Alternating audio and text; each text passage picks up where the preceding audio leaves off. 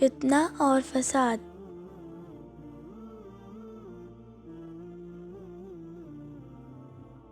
آپ صلی اللہ علیہ وسلم نے فرمایا، فساد اور فتنے کے دوران میں عبادت پر توجہ مرکوز کرنا میری طرف ہجرت کرنے کی طرح ہے۔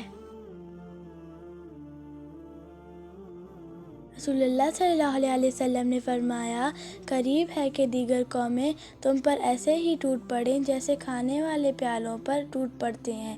تو ایک کہنے والے نے کہا، کیا ہم اس وقت تعداد میں کم ہوں گے؟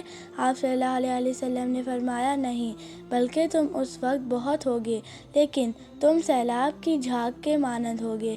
اللہ تعالیٰ تمہارے دشمن کے سینوں سے تمہارا خوف نکال دے گا اور تمہارے دلوں میں وہن ڈال دے گا۔ تو ایک کہنے والے نے کہا، اللہ کے رسول صلی اللہ علیہ وسلم، وہن کیا چیز ہے؟ آپ صلی اللہ علیہ وسلم نے فرمایا، یہ دنیا کی محبت اور موت کا ڈر ہے۔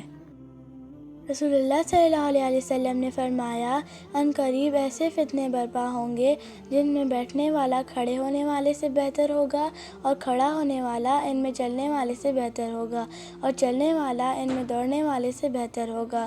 جو دور سے ان کی طرف جھانک کر بھی دیکھے گا تو وہ ان کو بھی سمیٹ لیں گے۔ اس وقت جس کسی کو کوئی پناہ کی جگہ مل جائے یا بچاؤ کا مقام مل سکے وہ اس میں چلا جائے۔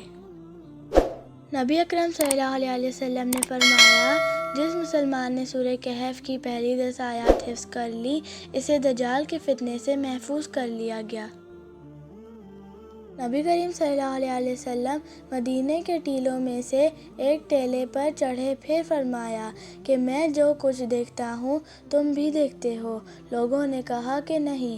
نبی کریم صلی اللہ علیہ وسلم نے فرمایا کہ میں فتنوں کو دیکھتا ہوں کہ وہ بارش کے قطروں کی طرح تمہارے گھروں میں داخل ہو رہے ہیں۔